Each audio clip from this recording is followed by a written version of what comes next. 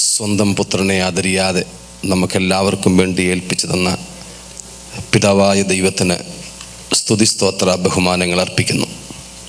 Give glory and honor to the Almighty God who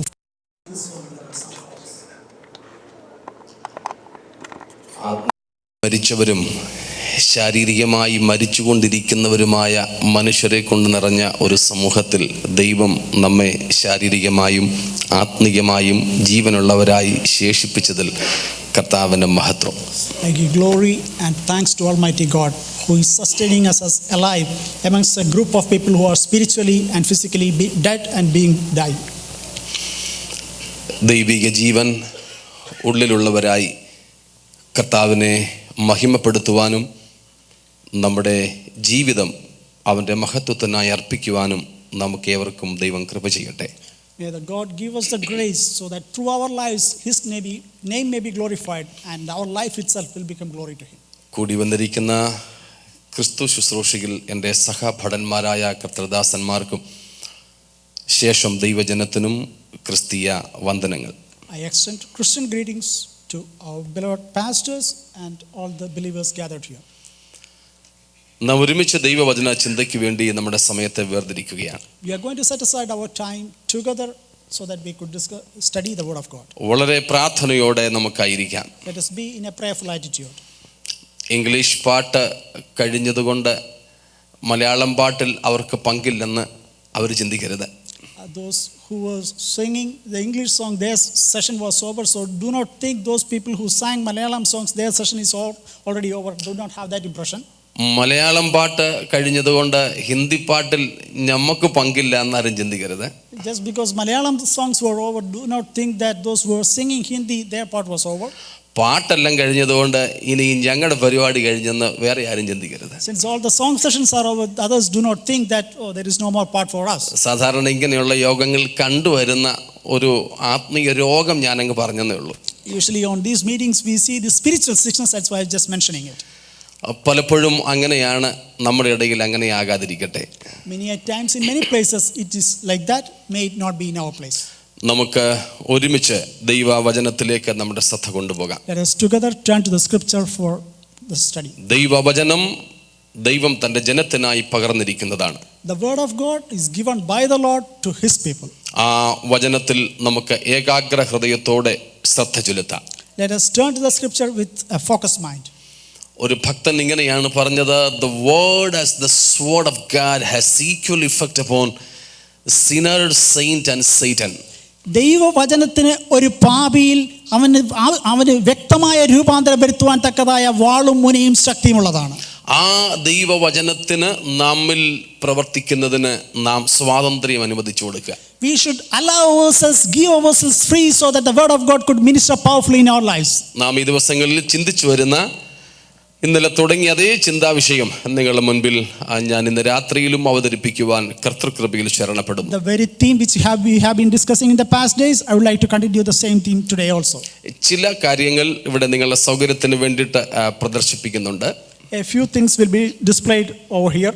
എല്ലാം ഇല്ല, Everything won't be there.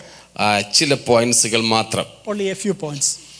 ഞാൻ പറഞ്ഞിട്ട് പിന്നെ ക്രൂസിഫിക്ഷനെ കുറിച്ചുള്ളത് ഒടുവിലേ ഇടാവും, ഞാൻ പറഞ്ഞതിന് ശേഷം അത് ഇടാവും. ഇപ്പം ഓക്കെ, ഇറ്റ്സ് ഓക്കെ. ദൈവ സ്നേഹത്തെക്കുറിച്ച് We are going to discuss about the love of God. ദൈവം സ്നേഹമാണ് എന്ന് നാം ഇന്നലെ കണ്ടു. We studied yesterday that God is love. സ്നേഹം ദൈവമല്ല, but love is not God.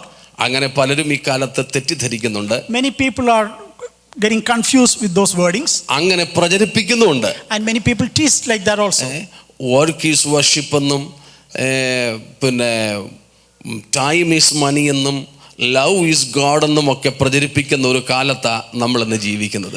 അധ്വാനം ആരാധനയാണ്, സ്നേഹം ദൈവമാണ് എന്നൊക്കെ പ്രചരിപ്പിക്കുന്ന ഒരു കാലത്തിലാണ് നാം ജീവിക്കുന്നത്.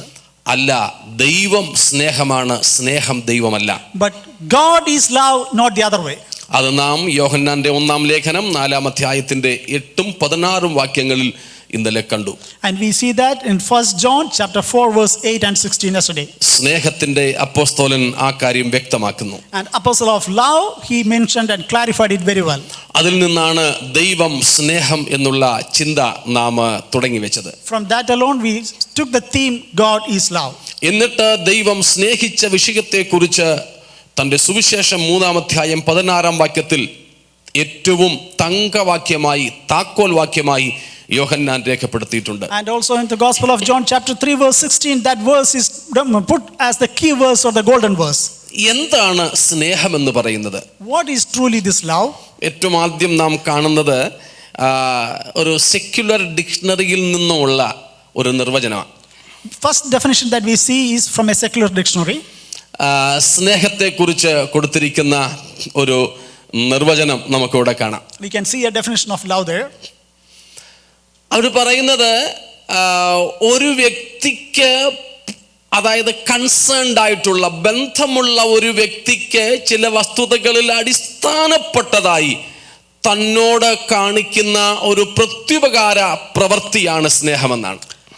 A person who has a relationship with a thing or a person, because of its affinity and relationship, a feeling that arises, that is love. അവിടെ നമുക്ക് എടുത്തു കാണുവാൻ കഴിയുന്നതാണ് based on familial or personal ties.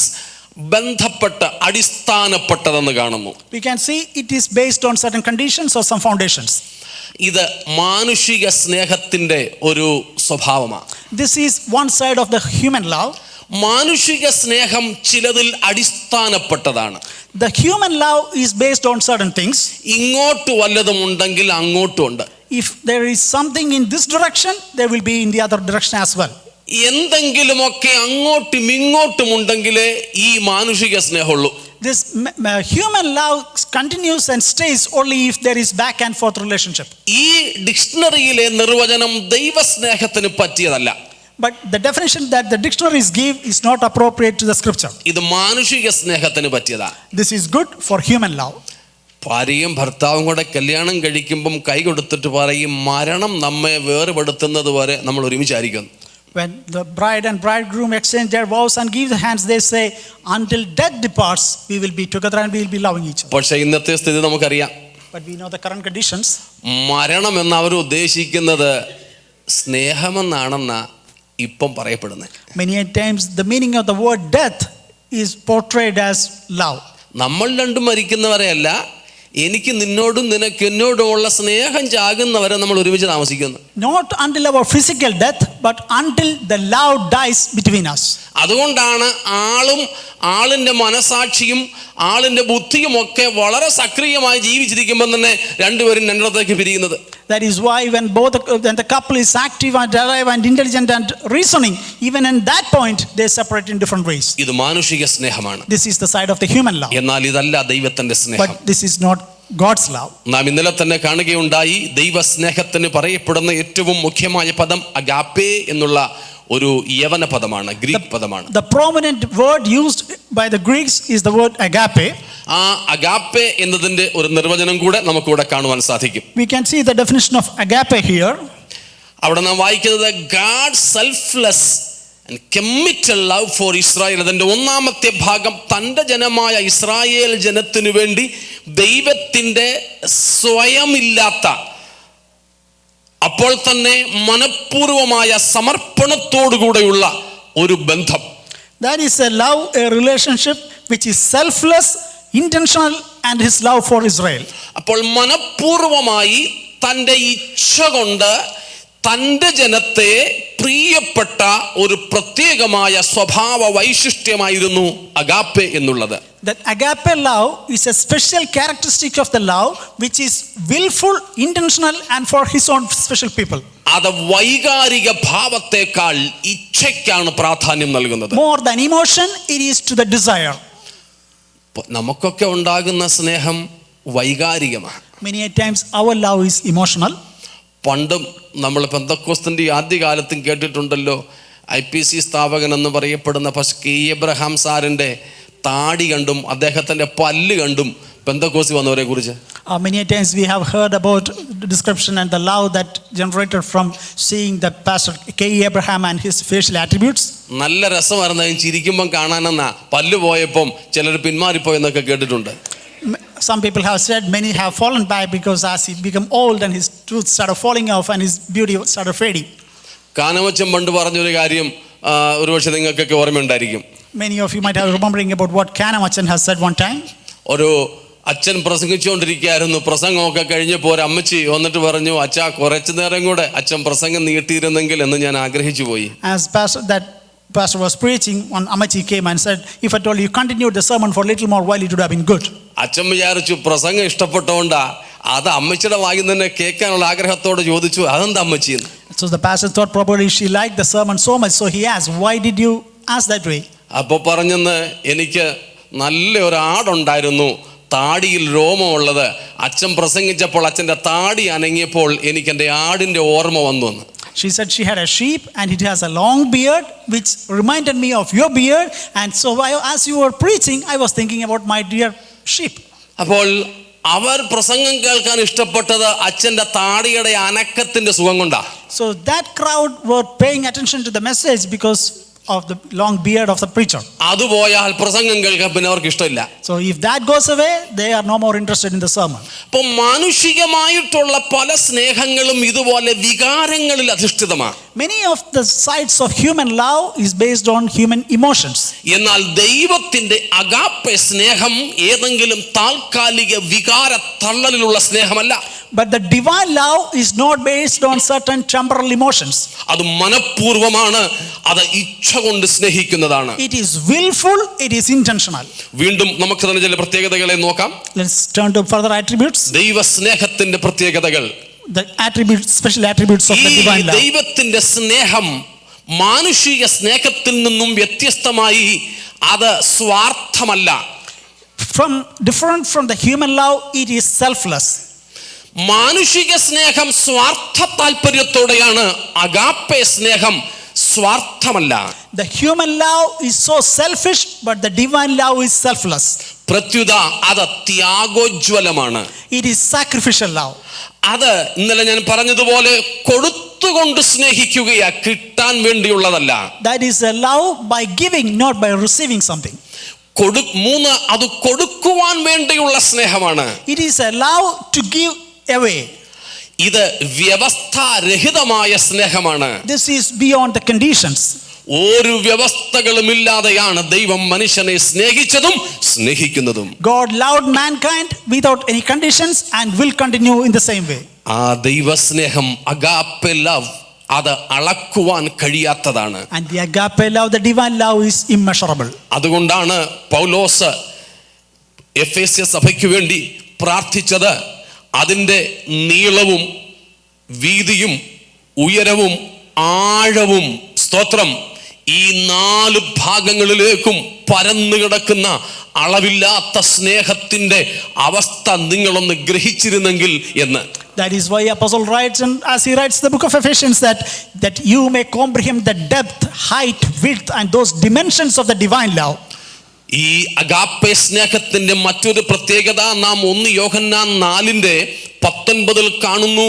സ്തോത്രം, നാം അവനെ അങ്ങോട്ട് കയറി സ്നേഹിച്ചതല്ല, ദൈവം ഇങ്ങോട്ട് കയറി സ്നേഹിച്ചതാ. Another attribute of this divine love is, it is not that we initiated the love, but he loved us first. അവൻ നമ്മെ സ്നേഹിച്ചത് കൊണ്ട് നാം ഇന്ന് അവനെ സ്നേഹിക്കുകയാണ്. Because he started loving us first, we love him back. അപ്പോൾ അതാണ് ദൈവസ്നേഹത്തിന്റെ അടുത്തൊരു പ്രത്യേകത. ദൈവമാണ് നമ്മെ സ്നേഹിച്ചു തുടങ്ങിയത്. That is the next attribute of the divine love. He initiated that love. നാം ഇന്നലെയും കേട്ടു അടുത്തൊരു പ്രത്യേകത, അത് നിത്യമാണ്. And another attribute is, it is eternal. എന്താ നിത്യം എന്ന് പറഞ്ഞാൽ? What is meant by eternal?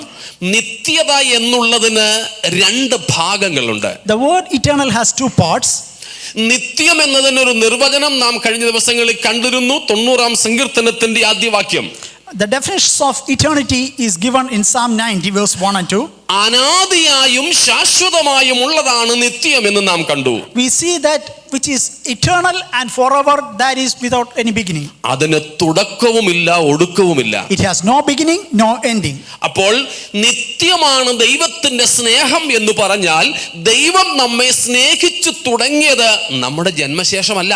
When we say God's love is eternal, it means he started loving us way before our birth.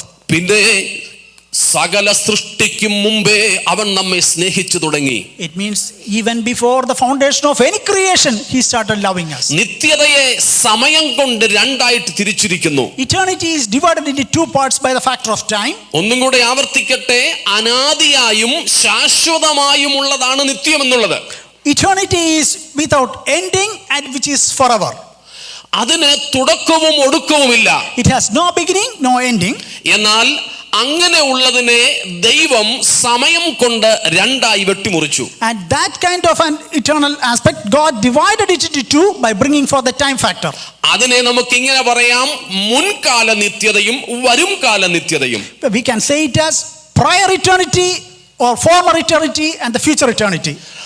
ഈ അനാദികാലം അഥവാ കഴിഞ്ഞ കാല നിത്യത, പാസ്റ്റ് ഇറ്റേണിറ്റി, അതിന് തുടക്കമില്ല, പക്ഷെ ഒരു ഒടുക്കമുണ്ട്. The past eternity has no beginning but it has an ending.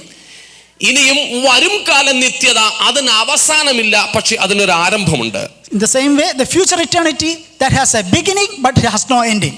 അപ്പോൾ മുൻകാല നിത്യതയുടെ അവസാനം മുതൽ വരും കാല നിത്യതയുടെ ആരംഭം വരെയുള്ള ഒരു ചെറിയ കാലത്തിനാണ് നാം ഇന്ന് സമയമെന്ന് വിളിക്കുന്നത്. The very gap between the end of the past eternity to the commencement of the future eternity, that period is called time. ഈ സമയത്തിന്റെ തുടക്കത്തിന് നാം വായിക്കുന്നത് ആദിയിൽ എന്ന്. The very beginning of time, we call it in the beginning. ആ ആദിക്ക് മുമ്പ് അനാദിയായിരുന്നു. And before that beginning, it was eternal. ദൈവം അന്നു മുതലേ നമ്മെ സ്നേഹിച്ചു. And God started loving us from that time. നിത്യ സ്നേഹം കൊണ്ട് അവൻ നമ്മെ സ്നേഹിച്ചു. He loved us with an eternal love. ദൈവത്തിന്റെ സ്നേഹം നിത്യമാണ്. And God's love is an eternal love. അത് വൈകാരികമല്ലാത്തത് കൊണ്ട് ഓരോ സമയത്തും അതിന് വേരിയേഷൻ, ഫ്ലക്ച്വേഷൻ ഒന്നുമില്ല. Because it is not just based on emotional, it doesn't vary, it stays the same. അത് നിത്യ സ്നേഹമാണ്. And it is an eternal love. വീണ്ടും നമുക്ക് നോക്കാം ദൈവസ്നേഹത്തിന്റെ വിശേഷതകൾ. Let's continue the attributes of divine love. അങ്ങനെ ദൈവത്തിന്റെ സ്നേഹം നിത്യമായതുകൊണ്ട് നാം പറഞ്ഞതുപോലെ സകല സൃഷ്ടിക്കും മുമ്പ് തന്നെ അവൻ നമ്മെ സ്നേഹിച്ചു തുടങ്ങി. Since his love is eternal, he started loving us even before the creation of anything. ദൈവം നമ്മെ സ്നേഹിച്ചത് ഈ കാലത്തല്ല. God started loving us not at this time. ദൈവം നമ്മെ സ്നേഹിച്ചത് നാം ജനിച്ച ശേഷമല്ല. He started loving us not at our birth.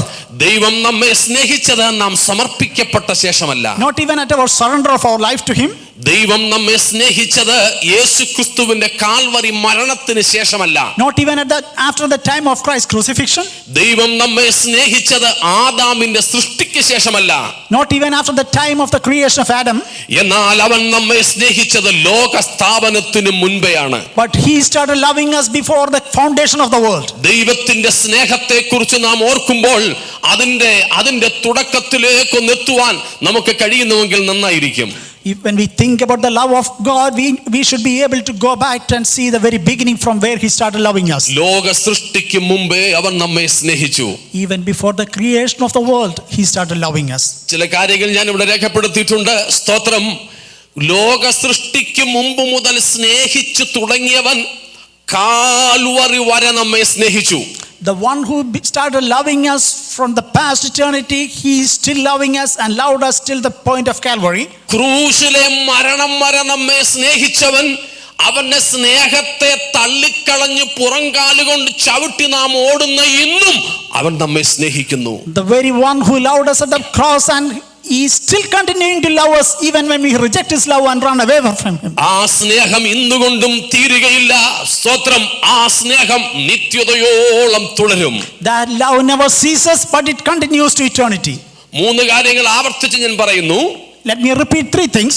Calvary വരെ നമ്മെ സ്നേഹിച്ചു, ഇന്നും നമ്മെ സ്നേഹിക്കുന്നു, നിത്യതയോളം അവൻ നമ്മെ സ്നേഹിക്കും. He loved us till Calvary, he still loves us, and his love will continue to future eternity. ആ സ്നേഹത്തെ നാം ഒന്ന് തിരിച്ചറിയണം.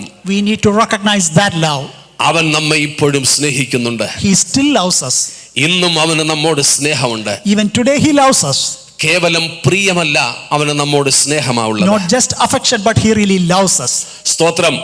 അടുത്തത് ദൈവം നമ്മെ സ്നേഹിച്ചത് അറിയാതെ സ്നേഹിച്ചതല്ല, നമ്മുടെ ജീവിതത്തിലെ മുഴുവൻ പാളിച്ചകളും അറിഞ്ഞുകൊണ്ട് അവൻ നമ്മെ സ്നേഹിച്ചതാ. And God loved us not knowing without knowing our faults, but fully knowing all our faults and failures.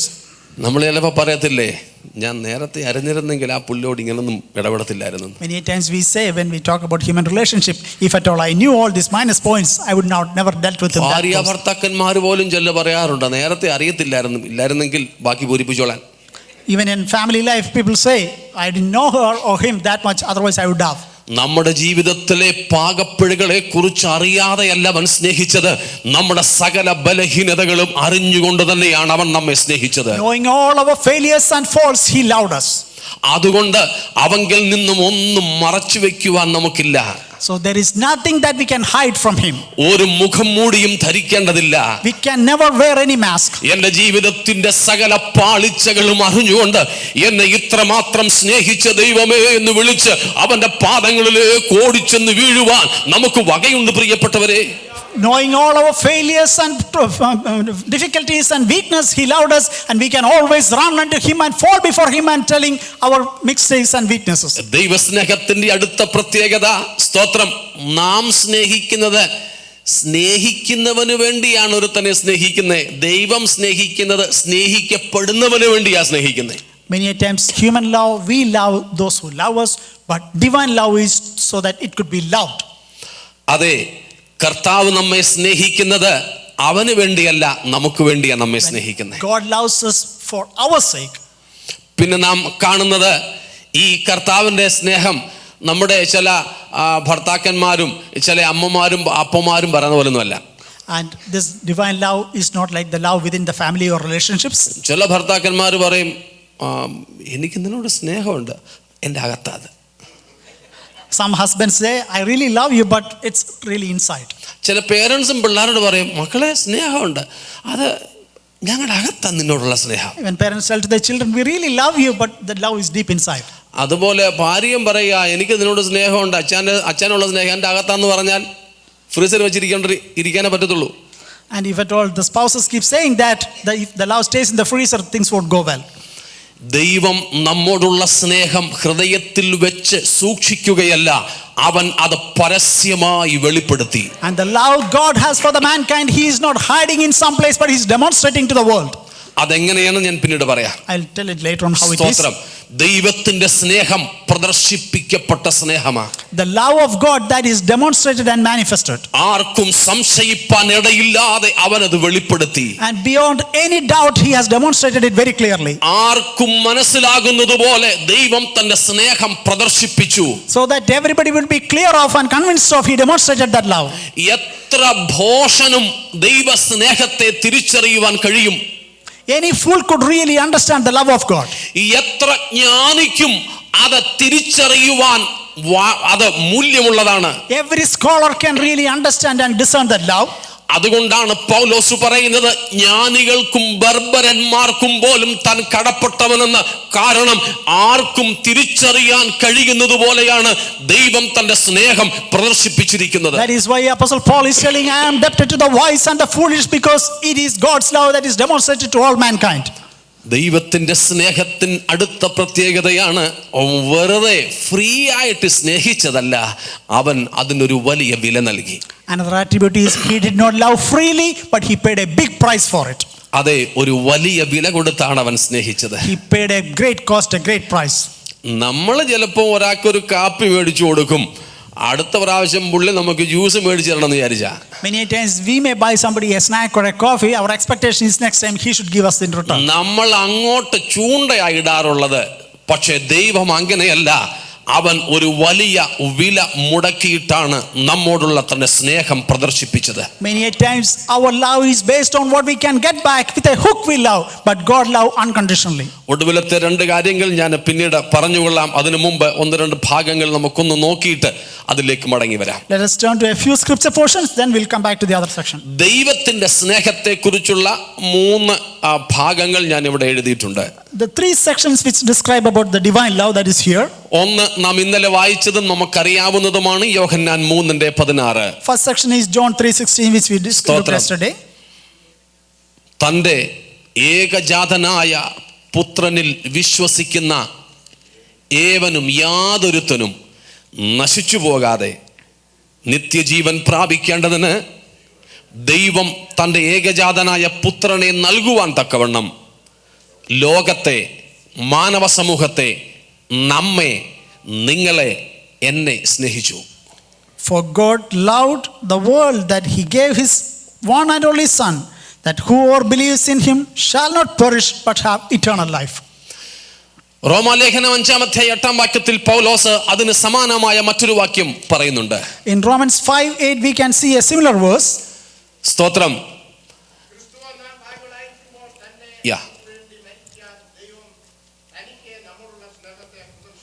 നമ്മോടുള്ള സ്നേഹത്തെ ദൈവം പ്രദർശിപ്പിക്കുന്നു. സ്തോത്രം. Romans 5:8, but God demonstrated his own love for us in this, while we were still sinners Christ died for us.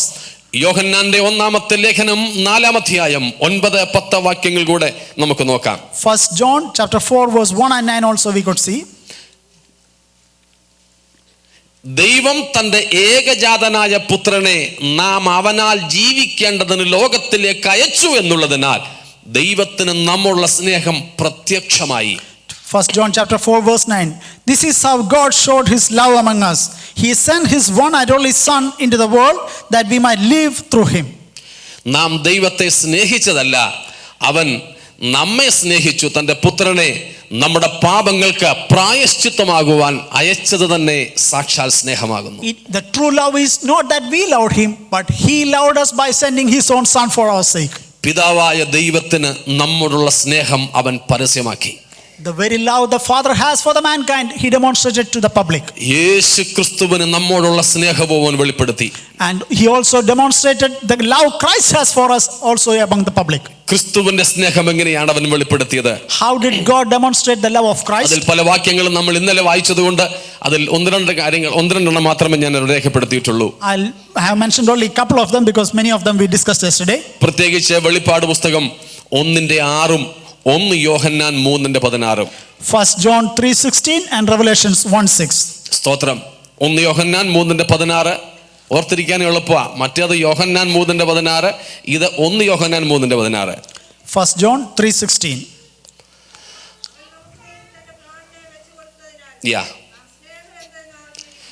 അവൻ നമുക്ക് വേണ്ടി തൻ്റെ പ്രാണനെ വെച്ചുകൊടുത്തതിനാൽ സ്നേഹമെന്തെന്ന് നാം അറിഞ്ഞിരിക്കുന്നു. This is how we know what love is.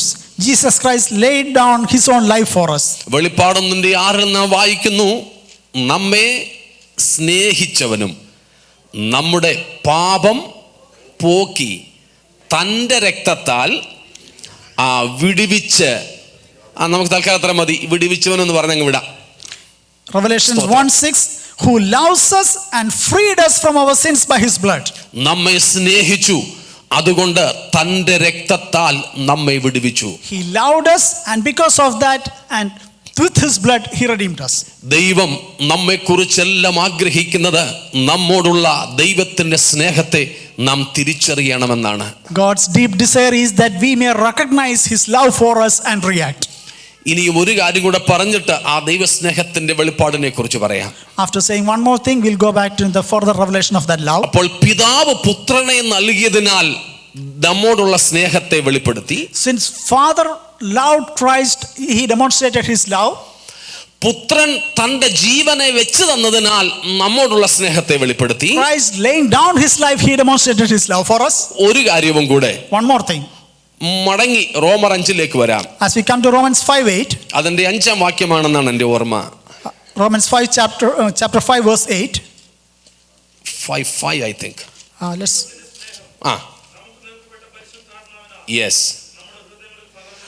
ദൈവത്തിന്റെ സ്നേഹം ഇന്ന് അവൻ നമ്മിൽ പകർന്നിരിക്കുന്നത് എങ്ങനെയാണ്? പരിശുദ്ധാത്മാവിനാല. And how is this divine love is poured out into our lives? It is through the Spirit. ആർക്കും സംശയമില്ലാത്ത വിധത്തിൽ ദൈവം തന്റെ സ്നേഹം വെളിപ്പെടുത്തി. So that no one can doubt, he demonstrated his love. എന്താണ് ദൈവസ്നേഹത്തിന്റെ അടയാളം? What is a sign of God's love? എന്താണ് നമ്മോടുള്ള സ്നേഹം നിമിത്തം അവൻ കൊടുത്ത ഏറ്റവും വലിയ വില? What is the utmost price he paid to demonstrate his love for us? അത് ഞാനും നിങ്ങളും അറിയണമെന്ന് ദൈവം ആഗ്രഹിക്കുന്നു. And God really desires that each one of us should know it. നാം അത് തിരിച്ചറിയണമെന്ന് അവൻ ആഗ്രഹമുണ്ട്. He desires that we recognize and realize that. നാം അവനോട് പ്രതികരിക്കണമെന്ന് ദൈവത്തിന് ആഗ്രഹമുണ്ട്. He desires that we respond and react to that love. സ്തോത്രം. അപ്പോൾ തന്നെ പറയട്ടെ, ഇന്ത്യയില് 1000-ന്റെയും 500-ന്റെയൊക്കെ നോട്ട് നിർത്തലാക്കണമെന്നൊരു ഡിമാൻഡ് ഉണ്ടായിട്ടുണ്ട്. Back in India there was a notion to stop the 500 rupees and 100 rupees 1000 rupees currencies. എന്താണെന്നറിയാമോ? You know why? കള്ളനോട്ട് ഒത്തിരി അടിക്കുന്നു. Because there is so much counterfeit notes coming out. 500-ന്റെ 1000-ന്റെ ഉള്ളെങ്കിൽ കള്ളനോട്ട് കുറച്ചടിച്ചാൽ മതി. If only 500s and 1000s, then it could be, the counterfeit could be reduced. അതുകൊണ്ട് കുറച്ച് amount ഉള്ളെങ്കിൽ ഇപ്പം 500-ന്റെ 1000-ന്റെ ഒക്കെ വന്നണക്കെ കള്ളന്മാരാരും 10-ന്റെ 50-ന്റെ 100-ന്റെ ഒന്നും അടിക്കത്തില്ല. Those who are in the counterfeit business, they are no more printing 10s and 20s and 50s because they go after the big ones. എന്ന് പറഞ്ഞാൽ duplicate ഇറങ്ങുന്നത് ഏറ്റവും നല്ലതിനെ ഇറങ്ങത്തുള്ളൂ. When the duplicate comes to the market, it comes to the most precious and the topmost one. ചെറുതിനൊന്നും duplicate ഇറങ്ങേണ്ട കാര്യമില്ല. When the things are insignificant, there won't be duplicate for that. ദൈവത്തിന്റെ ഏറ്റവും വലിയ കാര്യം സ്നേഹമായതുകൊണ്ട് പിശാച് അതിന്റെ ഡ്യൂപ്ലിക്കേറ്റ് ഇറക്കി ജനത്തെ വഞ്ചിക്കുവാൻ ശ്രമിക്കുന്നുണ്ട്. The most precious thing God has is his love, and Satan also, the counterfeit, he is also bringing forth something. നാം വഞ്ചിക്കപ്പെടരുത്. We should not be deceived. ദൈവത്തിന്റെ സ്നേഹം എങ്ങനെയാണ് അവൻ വെളിപ്പെടുത്തിയത്? How did God demonstrate his love? ഒരു ചോദ്യത്തോട് ഞാനത് തുടങ്ങാം. Let me answer that with a question. എന്താണ് ദൈവസ്നേഹത്തിന്റെ ഏറ്റവും വലിയ കാഴ്ച? What is the utmost sign or the vision of the divine love? ദൈവസ്നേഹം നിമിത്തം ദൈവം മുടക്കിയ ഏറ്റവും വലിയ മുതൽ എന്താണ്? What is the utmost price he paid to demonstrate this love? ഒന്ന് പറയുമോ? Could you please say? എന്തോ? സ്തോത്രം. ഏകജാതനായ പുത്രനെ നമുക്ക് വേണ്ടി തന്നു. ശരി തന്നെ. He gave his only begotten son for us. എങ്കിലും തൃപ്തിയായില്ല. Still not satisfied. അതുകൊണ്ട് ഞാൻ 2 ഓപ്ഷൻ തരാം. So I'll give you 2 options. ദൈവസ്നേഹത്തിന്റെ ഏറ്റവും വലിയ വിലയായി നാം കാണുന്നത്, ഞാൻ 2 ഓപ്ഷൻ തരികയാണ്. Whether it is incarnation or the resurrection which demonstrate the most the love of God. ദൈവസ്നേഹത്തിന്റെ ഏറ്റവും വലിയ വിലയായി നാം കാണുന്നത് യേശുക്രിസ്തുവിന്റെ മനുഷ്യജന്മമാണോ അതോ യേശുക്രിസ്തുവിന്റെ ഉയർത്തെഴുന്നേൽപ്പാണോ?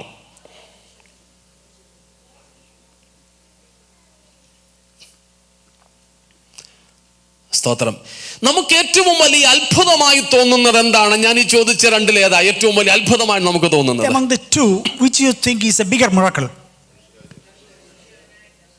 എന്തോ? 2 അഭിപ്രായം കാണുമെന്ന് എനിക്കറിയാം. I know there are 2 opinions. That's okay. കുഴപ്പമില്ല. It's okay. ഞാൻ പറയാം എൻ്റെ കാര്യം. Let me say my opinion. യേശുക്രിസ്തുവിന്റെ ഉയർപ്പ് എന്നെ സംബന്ധിച്ച് വലിയൊരു അത്ഭുതമല്ല. Christ Jesus resurrection, as far as pastor is concerned, it's not a big miracle. ഉയർത്തില്ലായിരുന്നെങ്കിലായിരുന്നു എനിക്ക് അത്ഭുതം.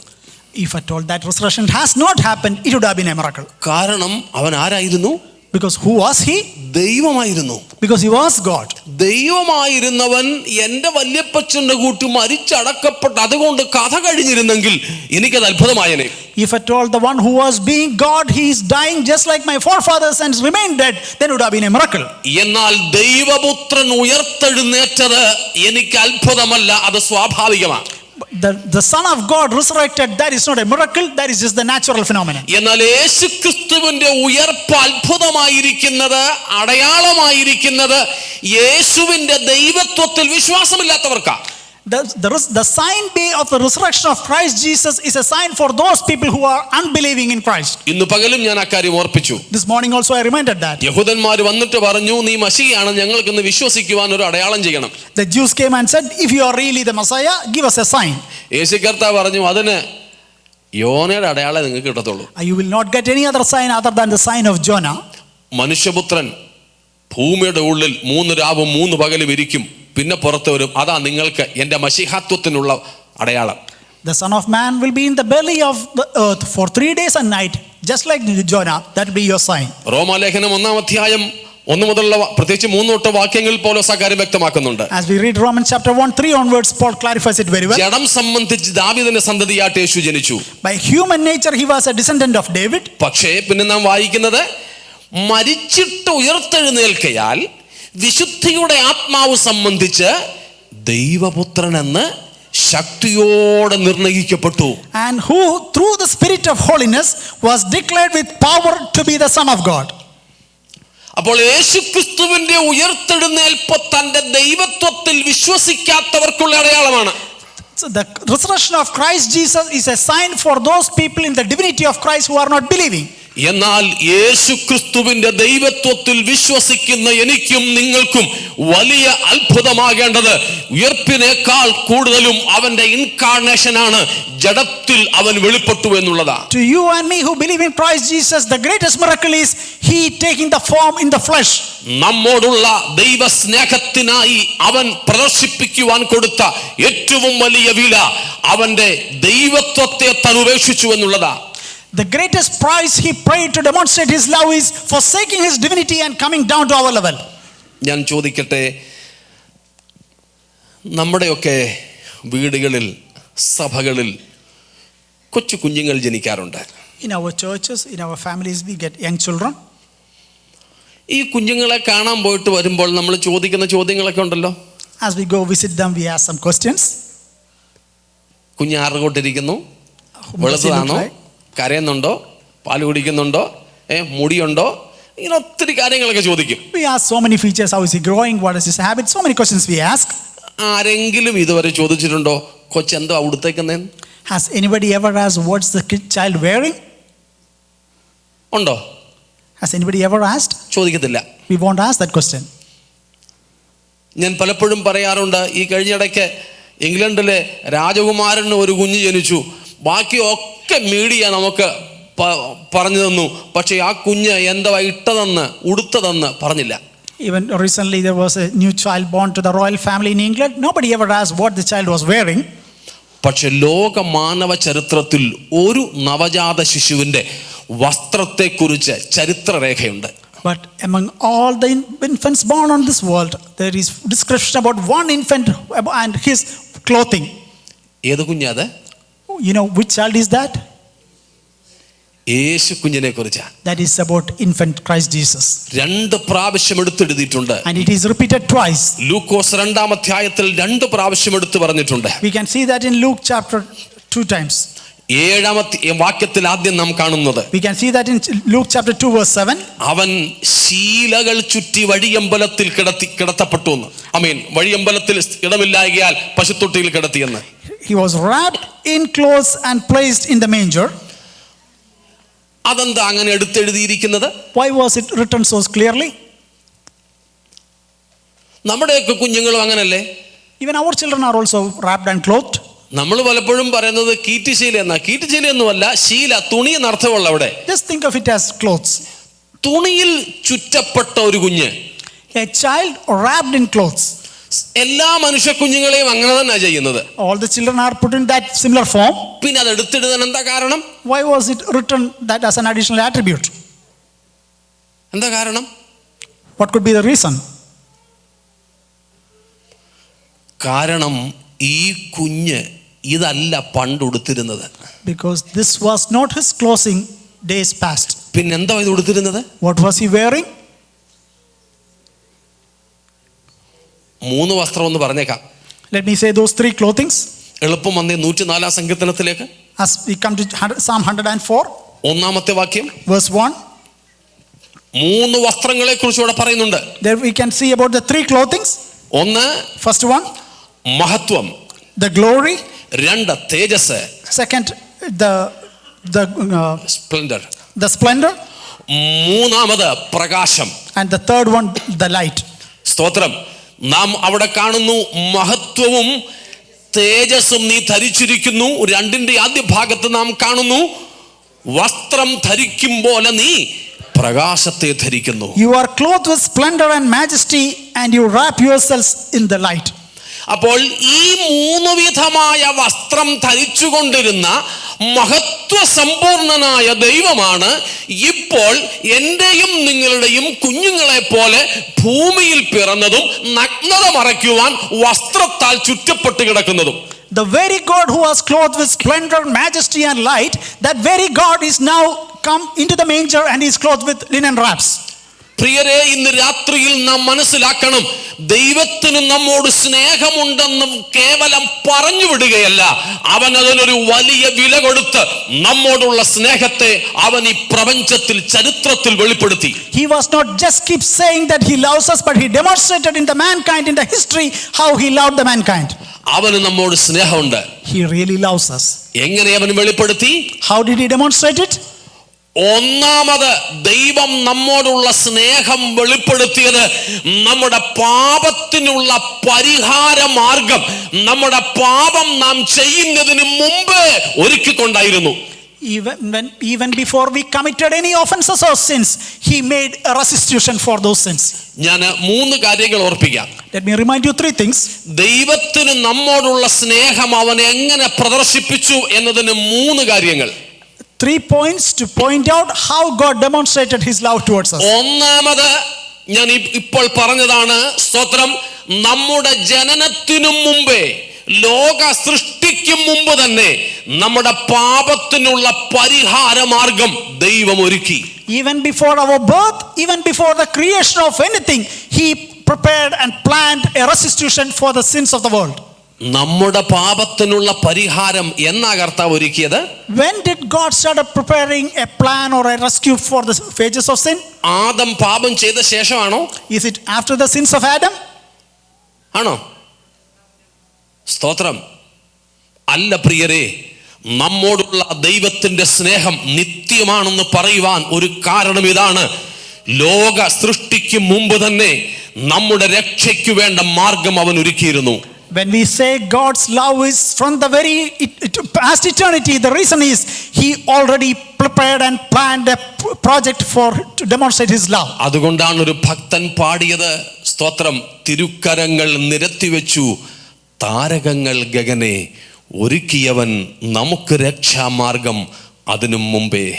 That is why one saint sang like, see, you arrange in the galaxy the stars in a beautiful manner, but way beyond, past beyond, you prepared and planned a project for the saving of the mankind. എനിക്കും നിങ്ങൾക്കും വേണ്ടി ദൈവത്തിന്റെ പുത്രനെ ദൈവം യാഗമാക്കുവാൻ പദ്ധതിയിട്ടത് നമ്മുടെ പാപത്തിന് ശേഷമല്ല, ലോക സൃഷ്ടിക്കും മുൻപായിരുന്നു. God came up with the plan and the project for the saving of the mankind, not after the creation of man or people, but way before the foundation of the world. വെളിപ്പാട് 13:8 നാം വായിക്കുന്നു, ലോകസ്ഥാപനം മുതൽ അറുക്കപ്പെട്ട ദൈവകുഞ്ഞാടായ ക്രിസ്തുവെന്ന്. In Revelation 13:8 we see the lamb of God which was slain before the foundation of the world. ദൈവത്തിന് നമ്മോടുള്ള സ്നേഹം ഇത്ര അഗാധമാണെന്ന് പറയുവാൻ ഇതാണ് കാരണം. ദൈവം ദൂതന്മാരെ പോലും സൃഷ്ടിക്കുന്നതിന് മുമ്പേ നമ്മുടെ രക്ഷയ്ക്ക് വേണ്ട പദ്ധതി അവൻ പണ്ട് ക്രമീകരിച്ചു. Even before he started creating the angels, he came up with a plan, a project for the rescue of the man who is going to sin. എന്നിട്ടും ഇന്ന് നമുക്ക് ചോദിക്കുന്ന ചിലത് കിട്ടുന്നില്ലെന്ന് കരുതി ദൈവസ്നേഹത്തെ സംശയിക്കുന്നത് നമ്മുടെ ദൈവത്തിന് എന്ത് വേദന ഉളവാക്കുമെന്ന് തിരിച്ചറിയണം. Just ask yourself how much pain and grief it will come to the heart of the Lord when we ask God and when we don't get the answers and when we start doubting God because of those prayers. ദൈവം മനുഷ്യനെ ദൈവത്തിന്റെ സ്വരൂപപ്രകാരവും സാദൃശ്യത്തിലും സൃഷ്ടിച്ചെന്ന് വായിക്കുന്നു. We see that God created man in his similitude and likeness. എന്താ അതിന്റെ അർത്ഥം? What does it mean? ഏത് രൂപത്തിലാ? In what form and what manner? ഞാൻ കേട്ടിട്ടുള്ളതിൽ ഏറ്റവും എനിക്ക് നന്നായി തോന്നിയൊരു വ്യാഖ്യാനമുണ്ട്. This is the most good and the most accurate interpretation I have heard. ദൈവത്തിന്റെ സ്വരൂപത്തിൽ ദൈവം നമ്മെ ഉണ്ടാക്കുകയായിരുന്നോ ആദ്യം ചെയ്തത്, അതോ പാപം ചെയ്ത് വീണുപോയ മനുഷ്യന്റെ രൂപസാദൃശ്യത്തിൽ ദൈവം തൻ്റെ പുത്രനെ അയക്കുവാൻ അവന് വേണ്ടി ഒരു ശരീരം ഒരുക്കുകയാണോ ആദ്യം ചെയ്തത്? What was God doing first? Was he preparing a person for the rescue of the sin man, or was he preparing a person for the fallen man? ചോദ്യം മനസ്സിലായോ? Do you really understand the question? ഒന്നുകൂടെ ആവർത്തിക്കണോ? വേണ്ട. Okay, എന്നാ പറഞ്ഞോളൂ. അതിൻ്റെ ഉത്തരം എനിക്കൊന്ന് കിട്ടിയേ കൊള്ളാം. I would like to get the answer. കാരണം എല്ലാം രക്ഷിക്കപ്പെട്ടവരായതുകൊണ്ടാണ് ഞാൻ ഈ ചോദിച്ചോട് പോകുന്നത് കേട്ടോ. ഇല്ലെങ്കിൽ ഞാൻ അങ്ങ് പ്രസംഗിച്ചു പോവുകയുള്ളായിരുന്നു. Since all of us are born again, that's why I asked this question. എന്തോ? സ്തോത്രം. ദൈവത്തിൻ്റെ സ്വരൂപത്തിൽ നമ്മെ സൃഷ്ടിക്കാനുള്ള പദ്ധതിക്ക് മുമ്പ് തന്നെ ദൈവം ക്രമീകരിച്ചത് എന്തായിരുന്നു? പാപം ചെയ്ത് വീണുപോകുന്ന മനുഷ്യന്റെ സാദൃശ്യപ്രകാരം ദൈവം തൻ്റെ പുത്രനെ അയക്കുവാൻ അവന് വേണ്ടി ഒരു ശരീരം ഒരുക്കുകയാണ് ചെയ്തത്. The first thing God did is send his son into the world so that in whatever form the fallen man is going to be, and the son will come in the same form and manner. 40-ാം സങ്കീർത്തനത്തിന്റെ 6 മുതലുള്ള വാക്യങ്ങളിൽ നാം കാണുന്നുണ്ട്, ദാവീദ് പറയുന്നു ചില കാര്യങ്ങളൊക്കെ പറഞ്ഞിട്ട് പറയുകയാ, നീ എനിക്ക് വേണ്ടി ഒരു ശരീരം ഒരുക്കിയിരിക്കുന്നു. That is why David says in Psalm 40, you have prepared a body for me. അത് എബ്രായ ലേഖനകർത്താവ് 10-ാം അധ്യായത്തിന്റെ 4 മുതലുള്ള വാക്യങ്ങളിൽ എടുത്തു പറയുന്നുണ്ട്. And the author of Hebrews says it very clearly in chapter 4 onwards. പാപം ചെയ്തു പോയ മനുഷ്യനെ വീണ്ടെടുക്കുവാൻ ദൈവം ഒരു ശരീരം നേരത്തെ തന്നെ പുത്രന് വേണ്ടി ഒരുക്കി വെച്ചു. God prepared a body for the redemption of man through Christ Jesus way before. അപ്പോൾ നമ്മെ വീണ്ടെടുക്കുന്നതിനുള്ള വെളിപ്പാടിന്റെ സമയത്ത് ധരിക്കുവാൻ ദൈവപുത്രന് വേണ്ടി ഒരുക്കപ്പെട്ട ശരീരത്തിന്റെ രൂപ സാദൃശ്യത്തിലാണ് അവൻ മനുഷ്യനെ സൃഷ്ടിച്ചത് എന്നുള്ളതാണ് ദൈവസ്വരൂപത്തിന് കൊടുക്കപ്പെടുന്ന എനിക്കിഷ്ടപ്പെട്ട ഏറ്റവും നല്ലൊരു വ്യാഖ്യാനം. That is the most accurate interpretation that we can give for the love of God, that in whatever form the Son of God has to come down to rescue the fallen man, and God sent his son in that very form and manner. അത് ദൈവത്തിന് നമ്മോടുള്ള സ്നേഹത്തിന്റെ പ്രദർശനമാണ്. That was the true demonstration of God's love for the mankind. ദൈവസ്നേഹത്തിന്റെ പ്രദർശനത്തിന് ആദ്യ ഭാഗമാണ് കഴിഞ്ഞകാല നിത്യതയിൽ തന്നെ നമ്മുടെ രക്ഷയ്ക്ക് വേണ്ടത് അവൻ ഒരുക്കി. And the true sign is in the past eternity itself he prepared a plan for the rescue of the mankind. സഹോദരങ്ങളെ ഓർക്കണേ, യേശുക്രിസ്തുവിന്റെ കാൽവറി മരണം ദൈവത്തിന്റെ ഒരു ആഫ്റ്റർ തോട്ട് അല്ല. ദൈവം എല്ലാം അയ്യോ ഒരിക്കലെല്ലാം പോയല്ലോ ഇനി എന്താ ചെയ്യുന്നതെന്നും പറഞ്ഞ് തലചൊറിഞ്ഞ് രണ്ടാമത് ചിന്തിച്ചുണ്ടാക്കിയ ഒരു പ്ലാൻ അല്ല ദൈവത്തിൻ്റെത്. The crucifixion at the Calvary is not a second thought for God, but he planned and purpose is way behind. ഞാൻ പലപ്പോഴും പറയാറുണ്ട്, ചില സഹോദരിമാര് ദോശ ഉണ്ടാക്കാൻ ഉഴുന്നും അരിയും അരയ്ക്കും. രാവിലെ ദോശ കല്ലേന്ന് ഇളകാതെ വരുമ്പോൾ ഇളകാഞ്ഞതെല്ലാം കൂടെ തൂത്ത് കൂട്ടിക്കളഞ്ഞിട്ട് ഒന്നുകിൽ ഇഡലി ഉണ്ടാക്കും, ഇല്ലെങ്കിൽ വട്ടയപ്പം ഉണ്ടാക്കും.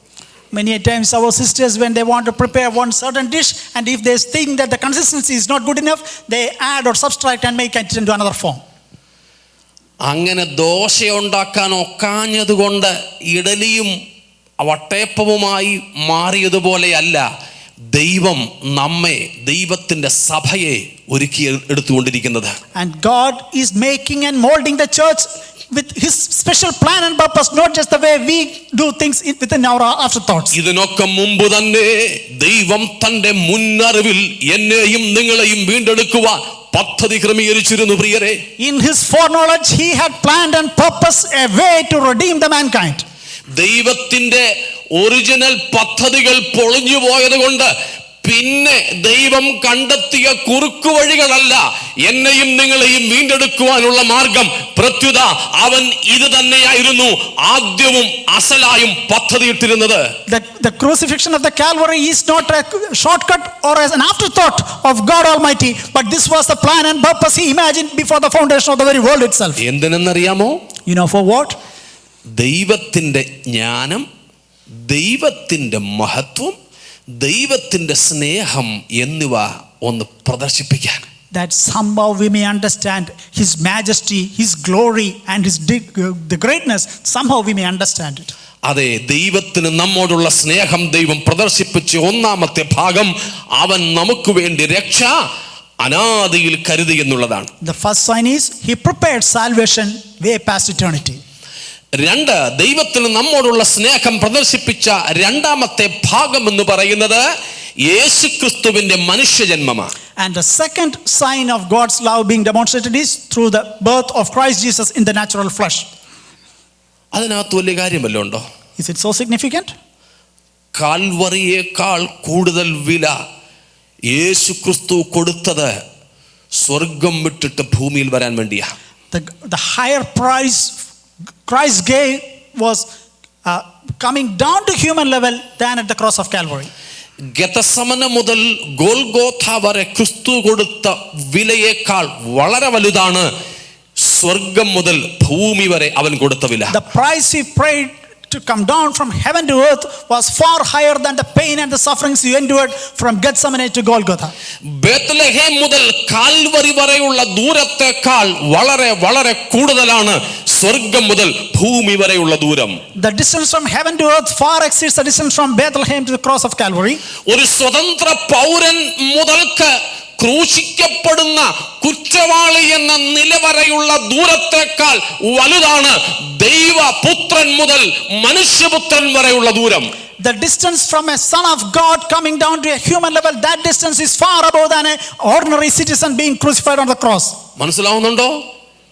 സ്തോത്രം.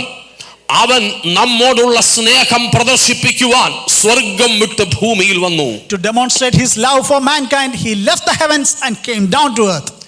നമ്മോടുള്ള സ്നേഹം പ്രദർശിപ്പിക്കുവാൻ ഒരു വലിയ ദൂരം അവൻ താണ്ടി. He traversed a big distance to demonstrate His love for us. നമ്മോടുള്ള സ്നേഹം പ്രദർശിപ്പിക്കുവാൻ മഹത്വ സമ്പൂർണനായവൻ അവന്റെ മഹത്വം ഉരിഞ്ഞു വെച്ചിട്ട് നമ്മെ പോലെ ആയിത്തീർന്നു. The glorious one, He took into the low form to love us and to demonstrate His love for us. നമ്മോടുള്ള സ്നേഹം വെളിപ്പെടുത്തുവാൻ നിത്യനായവൻ തന്റെ നിത്യത വിട്ടിട്ട് കാലത്തിനകത്ത് തന്നെ തന്നെ ഒതുക്കി. To demonstrate His love, the one who was being eternal nature, He left that, came into the time bound form. അമർത്യനായവൻ തന്റെ അമർത്യത ഉപേക്ഷിച്ചിട്ട് മർത്യനായ ഭൂമിയിൽ പിറന്നു. The one who is by nature immortal took the form of mortal and came into this world. മനസ്സിലാവുന്നുണ്ടോ സഹോദരങ്ങളെ? Are you getting this? ദൈവത്തിന്റെ സ്നേഹത്തെ കേവലം നമ്മുടെ കീശയിൽ വീഴുന്ന കാശ് കൊണ്ട് അളക്കരുത്. God's divine love should never be measured by the money that comes to your pockets. ദൈവത്തിന്റെ സ്നേഹത്തെ കേവലം ഒരു രോഗസൗഖ്യം കൊണ്ട് അളക്കരുത്. His love should not be measured by the healings that we receive. ദൈവത്തിന്റെ സ്നേഹത്തെ വീട് കൊണ്ടും വണ്ടി കൊണ്ടും ജോലി കൊണ്ടും കല്യാണം കൊണ്ടും നാം ഒതുക്കരുത്. By our wealth and health and other measures, we should never measure the love of Christ. അതൊന്നും കിട്ടിയില്ലെങ്കിലും അതിൽ കൂടെ ഒന്നുമല്ല ദൈവം തന്റെ സ്നേഹം വെളിപ്പെടുത്തുന്നത്.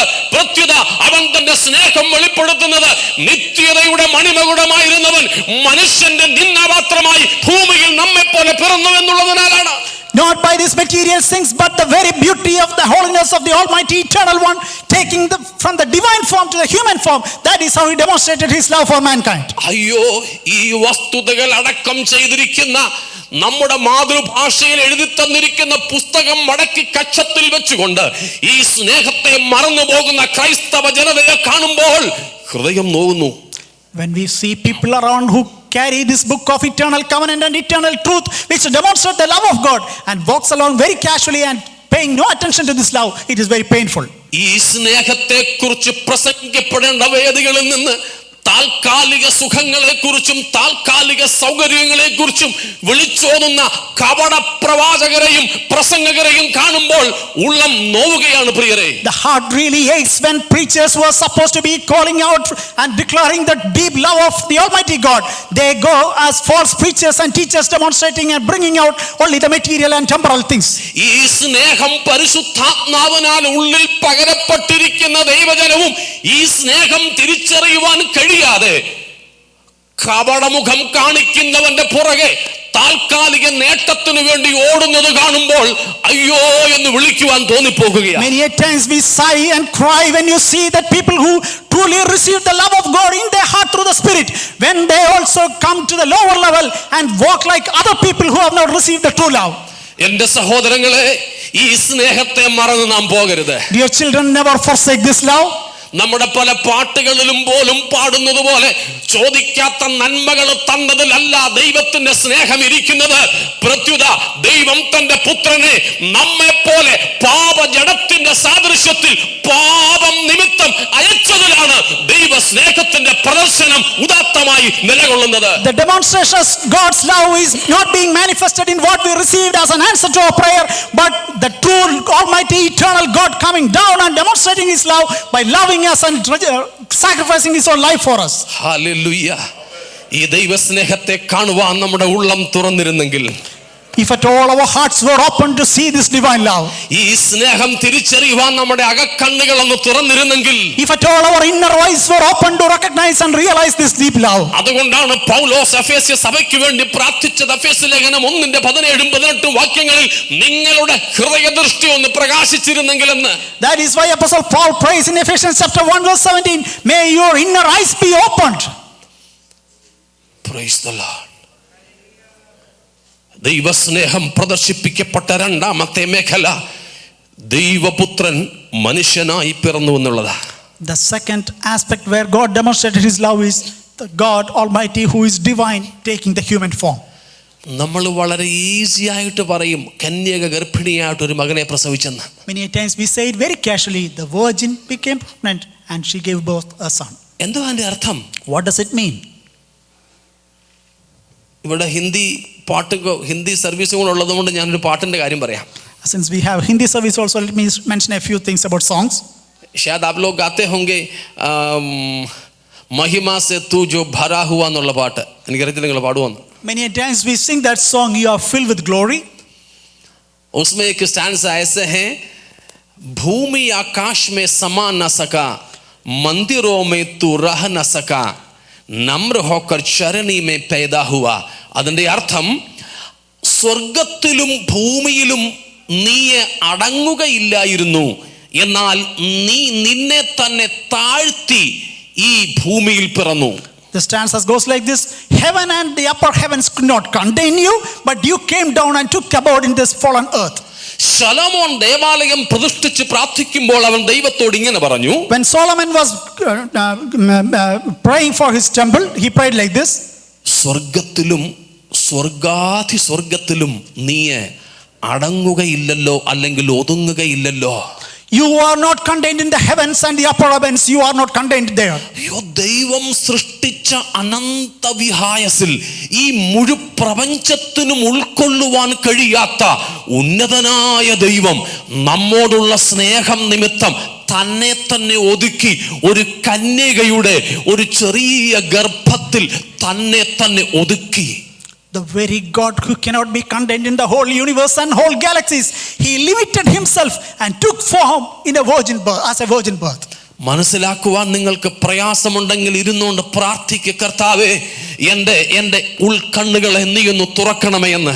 If you can't comprehend this deep truth, cry and pray, oh Lord Almighty, open my eyes that I may comprehend this love.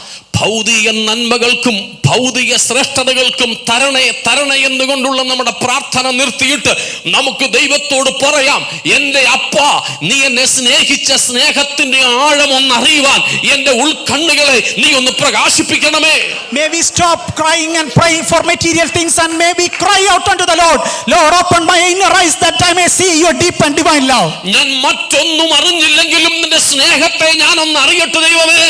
Even though I never know anything else, may I have a deep desire to know you and your love. സ്വർഗത്തിലും സ്വർഗാധി സ്വർഗത്തിലും അടങ്ങാത്തവൻ എനിക്കും നിങ്ങൾക്കും വേണ്ടി തന്നെ ഒരു കന്യകയുടെ ഉദരത്തിൽ ഒതുക്കിയത് ചെറിയ കാര്യമാണോ പ്രിയരേ? Is it a small thing that the one who cannot be contained in the heavens and far above heavens, he came down conformed within the womb of a virgin? ജനിക്കുവാൻ ഒരു കന്യകയുടെ ഗർഭപാത്രവും മരിച്ചപ്പോൾ ഒരു ധനവാന്റെ കല്ലിൽ വെട്ടിയ കല്ലറയും കടമെടുത്തിട്ട് രണ്ടും പഴയതിനേക്കാൾ മഹത്വത്തോടെ മടക്കി കൊടുത്തവനാണ് നമ്മെ സ്നേഹിച്ച അരുമനാഥനായ യേശു. Oh, hallelujah! The very God who loved us, he bore out on a womb and he bore out the tomb of a worthy man, and he returned both and went to the heavens in glory and honor. Praise the Lord. Hallelujah. Hallelujah. സ്തോത്രം. ദൈവം പറയുക, സ്വർഗ്ഗം എന്റെ സിംഹാസനം, ഭൂമി എന്റെ പാദപീഠം. And God says, heaven is my throne and the earth is my footstool. നിങ്ങൾ പിന്നെ എനിക്ക് പണിയുന്ന ആലയം ഏത് വിധം? What manner is the temple that you are building for me? യെശയ്യാ 66 1 വാക്യമാണ് ഞാൻ ഈ പറഞ്ഞത്. That is Isaiah 66:1. സ്തോത്രം. നിങ്ങൾ എനിക്ക് പണിയുന്ന ആലയം ഏത് വിധം? What manner of temple are you building for me? സ്വർഗ്ഗത്തിൽ ഇരിക്കുന്നവന്റെ കാല് വെച്ചേക്കുന്ന ഭൂമിയില അവനാണ് മറിയയുടെ ഉള്ളിൽ അവനെ തന്നെ ഒതുക്കിയത്. The very one who is sitting in the heavens, his feet is on this earth, and that one is being confounded within the womb of Virgin Mary. നിത്യമാം സ്നേഹത്തിന് ആഴം ഉയരവും എന്ന് പറയുന്ന ഒരു പാട്ടുണ്ട് മലയാളത്തിൽ. അതിന്റെ ഒരു ഭാഗം ഇങ്ങനെയാണ്: സ്വർഗാധി സ്വർഗങ്ങൾക്ക് അടക്കുവാൻ കഴിയാത്ത നിത്യനായ ദൈവത്തിന്റെ ഇഷ്ടപുത്രനാണ് നീ. Oh, there is a song that says that the love of God that cannot be measured, it is immeasurable, and it goes on like this: you took the form and you came down to demonstrate the eternal love of the Almighty God. ഇവനോട് ചോദിച്ചേ, ഇങ്ങനെ സൃഷ്ടിക്കൊന്നിനും അടക്കുവാൻ കഴിയാത്ത നീ എങ്ങനെയാ ഈ കന്യകയുടെ ഉൾപാത്രത്തിൽ നിന്നെ തന്നെ ഒതുക്കിയതെന്ന്? Let's ask him, how did you confine yourself into this virgin womb which cannot be contained in heavens and all of the heavens? അവൻ പറയും, നിങ്ങളോടുള്ള എൻ്റെ സ്നേഹം ഇങ്ങനെ എന്നെ തന്നെ ഒതുക്കുവാൻ എന്നെ നിർബന്ധിച്ചു. He will respond, I was forced, I was compelled to limit myself in that womb because of my deep love for you. ഇന്ന് രാത്രി ആ സ്നേഹം ഒന്ന് തിരിച്ചറിയുമോ? Tonight, may we recognize that love? ആ സ്നേഹം നാം ഒന്ന് തിരിച്ചറിയുമോ? Will we recognize that love? Praise the Lord. Hallelujah. അവൻ തന്റെ മഹത്വം ഉപേക്ഷിച്ചു. He left his glory. അദ്രവത്വം ഉപേക്ഷിച്ചു. That corruptibility he left. അമർത്യത വിട്ടുകളഞ്ഞു. Immortality he left. അവന്റെ നിത്യത അവൻ ഉപേക്ഷിച്ചു. He left his eternity. Praise God. അവന്റെ ശക്തി അവൻ കുറച്ചു. And he limited his power. അവൻ നമ്മെ പോലെ നമ്മുടെ സാദൃശ്യത്തിലായി. And he came to our own likeness and form. പാപജഡത്തിന്റെ സാദൃശ്യത്തിലായി. In the similitude of the nature of sin. സ്തോത്രം. അവൻ നമുക്ക് വേണ്ടി പാപമാക്കപ്പെട്ടു. He became sin for us. അവൻ നമുക്ക് വേണ്ടി ശാപമാക്കപ്പെട്ടു. He became a curse for us. രോഗം ശീലിച്ചവനെ പോലെ അവനായി തീർന്നു. He was practiced with sickness. ഈ രാത്രി നാം ആ സ്നേഹത്തെ ഒന്ന് ധ്യാനിക്കാം. May we meditate that deep love. മൂന്നാമത്തെ കാര്യം കൂടെ തൊട്ട് ഞാൻ അങ്ങ് വിടാം. I'll just touch upon the third aspect and move on. നമ്മോടുള്ള ദൈവത്തിന്റെ സ്നേഹത്തെ പ്രദർശിപ്പിച്ച മൂന്നാമത്തെ ഭാഗം ക്രൂശാണ്. The third section that demonstrates the love of Christ is the cross of Calvary. Calvary ക്രൂശ്. The cross of Calvary. നമുക്ക് തന്നെ ഞാൻ കഴിഞ്ഞ ദിവസം പറഞ്ഞെന്നെ ഓർമ്മ, നമുക്കതിനെ ഇങ്ങനെ വിളിക്കാം: cross is the spectacular pinnacle of the demonstration of God's love. ദൈവ സ്നേഹത്തിൻ്റെ പ്രദർശനത്തിൻ്റെ പരമകാഷ്ഠയാണ് കാൽവറി. കാൽവറിയിലാണ് ആ സ്നേഹത്തിൻ്റെ പ്രദർശനം കാണത്തക്കവണ്ണം വെളിപ്പെടുന്നത്. Oh, that was a spectacular display where God demonstrated his love so that mankind could see it. Calvary ക്രൂശ്. The cross of Calvary. Praise the Lord. ആ കാൽവറിയിൽ അവൻ നമുക്ക് വേണ്ടി മരിച്ചു. And on that cross of Calvary he died. യേശു ക്രിസ്തു നമുക്ക് വേണ്ടി മരിച്ചു. He died for us. Calvary ക്രൂശിനെ നോക്കുന്നവർക്ക് ദൈവത്തിന്റെ സ്നേഹം കാണാം. Those who look unto that cross, they will see the love of God.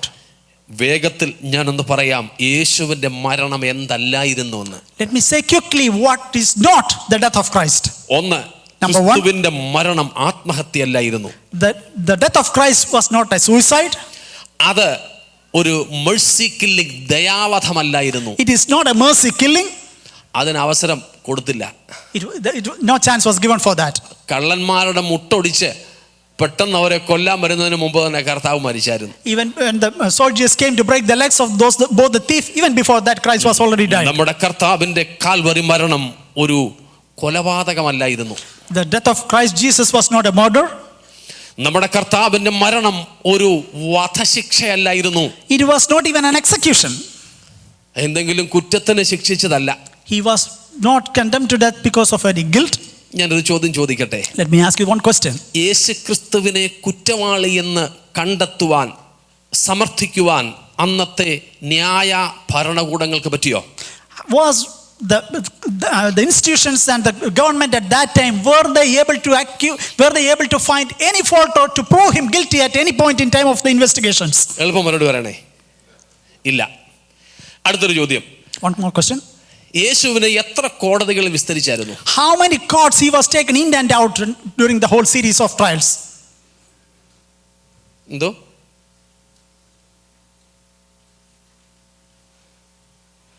പ്രധാനമായും രണ്ട് കോടതികൾ. Mainly two courts. ഒന്ന് മതകോടതി, മറ്റൊന്ന് civil court. One is the court of religion, the other is the civil court. എത്ര മതകോടതികളിൽ വിസ്തരിച്ചു? How many? എത്ര civil കോടതികളിൽ വിസ്തരിച്ചു? How many times he was tried in the religion as well as in the civil courts? 3 മതകോടതികൾ. 3 religious courts. കയ്യഫാവിൻ്റേത്, ഹന്നാവിൻ്റേത്, പിന്നെ സൻഹദ്രീൻ സംഘം. Caiaphas, Hannah and Sanhedrin. ഇങ്ങനെ 3 മതകോടതികളിൽ ക്രിസ്തു വിസ്തരിക്കപ്പെട്ടു. So Christ was tried in these 3 religious courts. പീലാത്തോസിന്റെ civil കോടതിയിൽ 2 പ്രാവശ്യവും ഹെരോദാവിന്റെ civil കോടതിയിൽ 1 പ്രാവശ്യവും, അങ്ങനെ 3 6 പ്രാവശ്യം കോടതികളിൽ മാറി മാറി വിസ്തരിക്കപ്പെട്ട യേശു. 2 times in Pilate's courts and 1 time in Herod's court. Total 6 times he was tried in those courts. ഇനി ഈ 2 ചോദ്യം കൂടെ ഞാൻ ചോദിക്കും. 2 more questions. ഈ 6 കോടതികൾ വിസ്തരിച്ചിട്ട് യേശുക്രിസ്തുവിനെ നിരപരാധി എന്ന് എത്ര പ്രാവശ്യം ചീഫ് ജസ്റ്റിസ് ആയിരുന്ന, ക്രിസ്തുവിനെ വിധിക്കുന്നതിൽ ചീഫ് ജസ്റ്റിസ് ആയിരുന്ന അല്ലെങ്കിൽ ഗവർണറായിരുന്ന പീലാത്തോസ് വിധിച്ചു? How many times Pilate declared that this man is innocent? എത്ര പ്രാവശ്യം പീലാത്തോസ് പ്രഖ്യാപിച്ചു ഈ മനുഷ്യനിൽ കുറ്റമൊന്നുമില്ലെന്ന്? How many times Pilate declared that this man is innocent? എന്തോ? നിങ്ങളുടെ കയ്യിലെ ബൈബിളിൽ നിന്ന് തന്നെ ഞാൻ ചോദിക്കുന്നത്. I'm asking the questions from the same Bible you are holding. ഞാൻ പറഞ്ഞു പോയാൽ നിങ്ങൾ വിചാരിക്കും അതൊക്കെ അറിയാവുന്നതായിരുന്നു, അതുകൊണ്ട് ഞാൻ ചോദിക്കുന്നേ ഉള്ളൂ. I'm asking you to see where you stand. പിന്നെ നിങ്ങൾ വായിച്ചു നോക്കിയാൽ മതി, ലൂക്കോസ് 23 അധ്യായത്തിൽ എഴുതിയിട്ടുണ്ട്. It is written in Luke chapter 23. 3 പ്രാവശ്യം പീലാത്തോസ് ആവർത്തിച്ചു പറഞ്ഞു ഇവനിൽ കുറ്റമില്ല. Pilate repeated 3 times saying there is no sin in this man. വാക്യങ്ങൾ ഞാൻ ഒന്ന് പറഞ്ഞു വിട്ടേക്കാം, ചിലപ്പോൾ പലർക്കും ഹോംവർക്ക് ഇച്ചിരി പ്രയാസമുള്ള കാര്യമാണ്. Many people find homework difficult, so let me say those words. സമയം ഉണ്ടായിരുന്നെങ്കിൽ ഞാൻ നിങ്ങളോട് ചോദിച്ചേനെയായിരുന്നു, പക്ഷെ അതിൻ്റെ സമയം നമുക്ക് പിന്നീട് ഇല്ലല്ലോ. Due to time restrictions, let's move on. അതിൻ്റെ 4-ാമത്തെ വാക്യത്തിലുണ്ട്.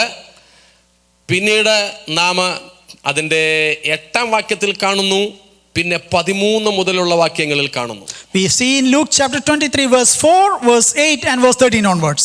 പ്രത്യേകിച്ച് അതിൻ്റെ 21-ാമത്തെ വാക്യത്തിൽ നാം വീണ്ടും കാണുന്നു, അവൻ 3-ാമതും അവനോട് അവൻ ചെയ്ത ദോഷം എന്ത്, മരണയോഗ്യമായത് ഒന്നും അവനിൽ കണ്ടില്ല. And as we read in verse 21, there we see that Pilate is asking again and telling, I don't find anything in him worthy to be crucified.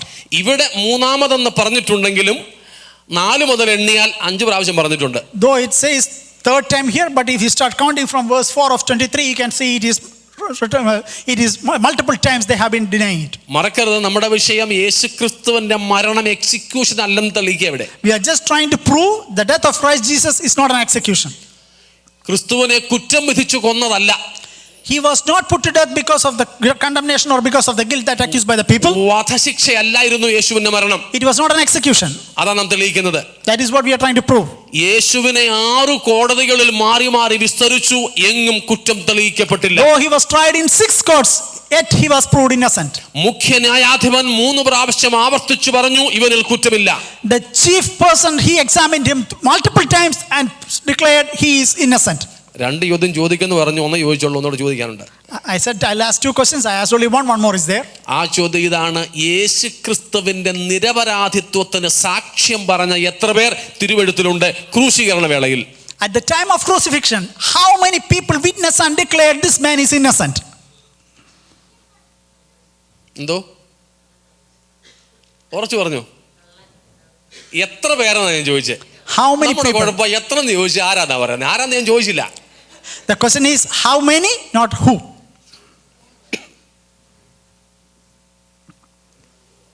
എന്തോ 3 അല്ല, it's not 3,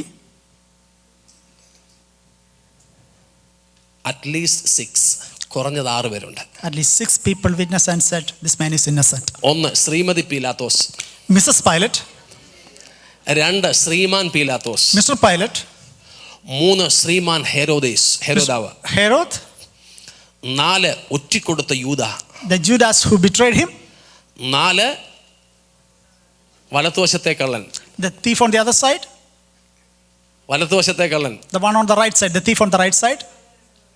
എന്തോ വെരി ഗുഡ്. ഞാൻ അതിനെ എടുത്തു പറഞ്ഞത് വലത്തൊന്നും ഇടത്തൊന്നും പറഞ്ഞിട്ടില്ല, അതുകൊണ്ട് മാനസാന്തരപ്പെട്ട കള്ളെന്ന് പറഞ്ഞാൽ മതി. Okay, Let's not say the one on the left or right, let's say the one who repented. 6ാമത് ശതാധിപൻ, the centurion. And the 6th one is a centurion. കുറഞ്ഞത് 6 പേരെങ്കിലും യേശു ക്രിസ്തു കുറ്റക്കാരനല്ല, അവൻ നിരപരാധിയാണ്, നീതിമാനാണെന്ന് സാക്ഷ്യം പറഞ്ഞു. At least 6 people declare and confess this man is innocent and he is righteous. എന്റെ കൂടെ നിങ്ങൾ വരുന്നുണ്ടോ? Are you coming along? എന്റെ യേശുവിന്റെ മരണത്തിൽ എനിക്ക് അഭിമാനമുണ്ട്. I am so proud and happy in the death of Christ Jesus. അവനെ കുറ്റം വിധിച്ചിട്ട് എക്സിക്യൂട്ട് ചെയ്യുകയായിരുന്നെങ്കിൽ എനിക്ക് ലജ്ജ കൊണ്ട് തല താഴ്ത്തേണ്ടി വന്നേനെ. If I told you after accusing and putting charge on him and he was found guilty, then I would have to put my head down. കുറ്റവാളി എന്ന് വിധിക്കപ്പെട്ടു കൊന്ന ഒരുത്തന്റെ പുറകെ പോകാൻ ഞാൻ നാണിച്ചേനെയും. I would have been ashamed to follow after one who was found guilty. കുറ്റവാളി എന്ന് കുറ്റം വിധിച്ചു കൊന്ന ഒരുത്തനെ പ്രസംഗിച്ചിരുന്നുവെങ്കിൽ ഞാനും അവനെ പോലെ കുറ്റവാളിയായനെയും. If at all I start preaching about the one who was found guilty and who was put to death for that crime, then I also would have ashamed. എന്നാൽ ഇന്ന് എനിക്ക് അഭിമാനമുണ്ട്, എന്റെ ഗുരുനാഥൻ ക്രൂശിക്കപ്പെട്ട് മരിച്ചുവെങ്കിലും അവനെ കുറ്റം വിധിച്ചു കൊന്നതല്ലെന്ന് പറയുവാൻ ഞാൻ അഭിമാനിക്കുന്നു. Though he was put to death accusing him of his fault, but yet he was innocent and he died as an innocent man. യേശുവിന്റെ മരണം എക്സിക്യൂഷൻ ആയിരുന്നില്ല. Death of Christ Jesus was not an execution. ഇത് അപകട മരണമായിരുന്നില്ല. And also it was not an accidental death. ആള് മാറിയൊന്നും കൊന്നതല്ലവനെ. There was no person substitution. It was not an accident. അബദ്ധത്തിൽ പറ്റിയതൊന്നുമല്ല. It was not an accident. പോട്ടെ, അടുത്തത് 7. അവന് രക്ഷപ്പെടാൻ വയ്യാഞ്ഞതുകൊണ്ട് നിസ്സഹായത കൊണ്ട് മരിച്ചതുമല്ല. And also it is not that he could not escape this plan. രക്ഷപ്പെടാൻ മാർഗമില്ലായിരുന്നോ? Was there an option for him to come out, escape? ഉണ്ടായിരുന്നു. Definitely there was. ഗെത്സമനയിൽ വെച്ച് എല്ലാവരും കൂടെ വന്നപ്പോൾ ചോദിച്ചു, നിങ്ങൾ ആരെ തിരയുന്നു? As the crowd came, they were searching for Christ.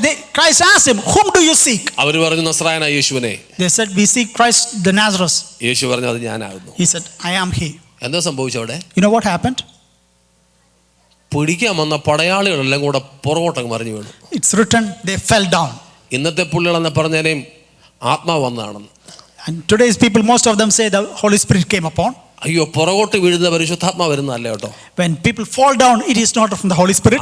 ഓടിച്ചങ്ങ് പറഞ്ഞു വിടാൻ നേരമില്ലാത്തതുകൊണ്ട് I'm just mentioning it as we move along. അങ്ങനെ വീടാനും പോയി നിൽക്കുകയും ചെയ്യരുത്. ഞാൻ പ്രാർത്ഥിച്ചപ്പോഴും ഞാൻ തൊട്ടപ്പോഴും ഒക്കെ ചിലർ വീണിട്ടുണ്ട് പുറകോട്ട്. There are many people who fallen down when I prayed and when I put my hand on them. അതെല്ലാം ഭൂതമായിരുന്നു. Many of them were പുറകോട്ട് വീണ് മുഴുവനും ഭൂതമായിരുന്നു. And whoever fell back, they were all demon possessed. തിരുവെഴുത്തിൽ പലരും ആത്മവിവശതയിൽ വീണിട്ടുണ്ട്. There are many people who fall down when they were under the influence of the Spirit. അവർ സാഷ്ടാംഗം നമസ്കരിക്കുകയായിരുന്നു. They were falling down in prostrate form to and glorifying God. പുറകോട്ട് വീഴുന്നതല്ല. Not falling back. സ്തോത്രം. ഇവർ ഞാനാകുന്നുവെന്ന് പറഞ്ഞപ്പോൾ തന്നെ പുറകോട്ട് വീണു. When Jesus said, I am he, immediately they fell back. ശാസിച്ചായിരുന്നു ഇവരെ? Did Jesus cast them out? Rebuked? No. ശാസിക്കാതെ ഞാനാകുന്നു എന്ന യേശുവിൻ്റെ വാക്കുകളെ, ആ വാക്കുകളിൽ ഉൾക്കൊണ്ടിരുന്ന ശക്തിയെ,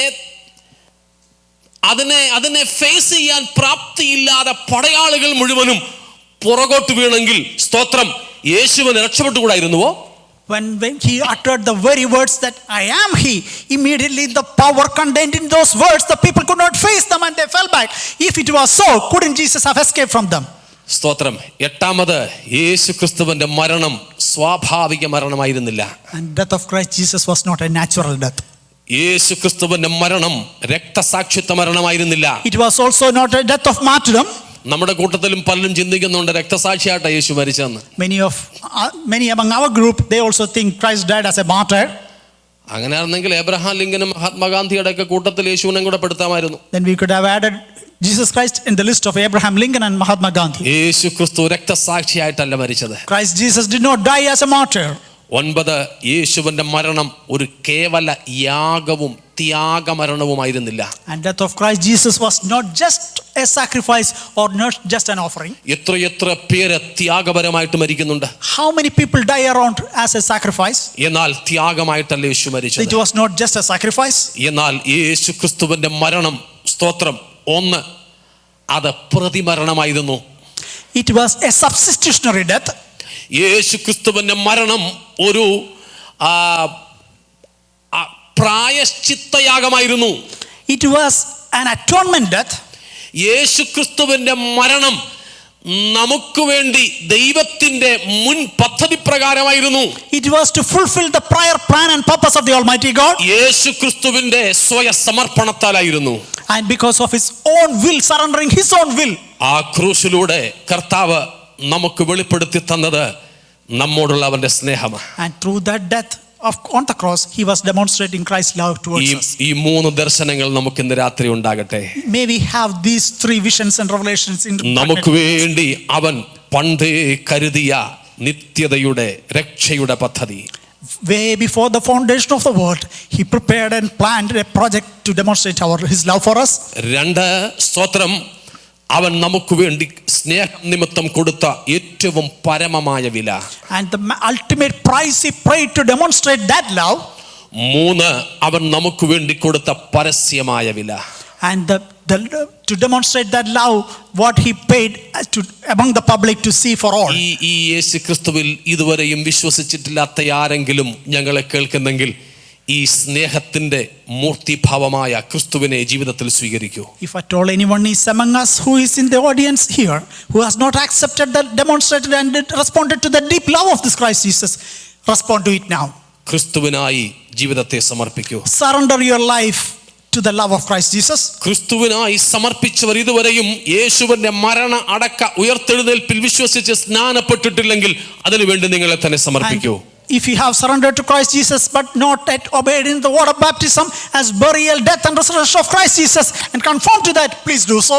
ഈ യേശു ക്രിസ്തുവിൽ വിശ്വസിച്ച് അവനെ പിൻഗമിക്കുന്നവരെങ്കിൽ ആഴമായി അവനെ സ്നേഹിക്കുവാൻ ഈ രാത്രി സമർപ്പിക്കുക. And if you are believing Christ Jesus and if you are following, be rooted deep and love him dearly and endearly. ദൈവം നമ്മെ സ്നേഹിക്കുന്നു. God really loves us. അവൻ തന്റെ സ്നേഹം നമ്മോട് വെളിപ്പെടുത്തി. And he demonstrated his love towards us. നമുക്കും അക്ഷയമായിട്ട് അവനെ സ്നേഹിക്കാം. Let us love though we don't see him. അവൻ നമ്മെ ആദ്യം സ്നേഹിച്ചതുകൊണ്ട് നാം അവനെ സ്നേഹിക്കുന്നു. Because he loved us first, we love അവൻ him. ഇന്ന് രാത്രിയിൽ നമ്മോട് ചോദിക്കുകയാണ്, നീ ഇവരിൽ അധികമായി എന്നെ സ്നേഹിക്കുന്നുവോ? Even tonight he is asking the same question. അങ്ങനെ സ്നേഹിക്കുന്നവരെ ചേർക്കുവാൻ നമ്മുടെ കർത്താവ് വേഗത്തിൽ വരുന്നു. And he is going to come soon to gather those who love him so dearly. നമുക്ക് കർത്താവിന്റെ സ്നേഹത്തിൽ നിരന്തരം വസിക്കാം, അവന്റെ വരവനായിട്ട് ഒരുങ്ങാം. ഈ വചനങ്ങളാൽ ദൈവം നമ്മെ അനുഗ്രഹിക്കട്ടെ. Let us abide in his love, anxiously awaiting for his coming and prepare ourselves. May God bless us with these words.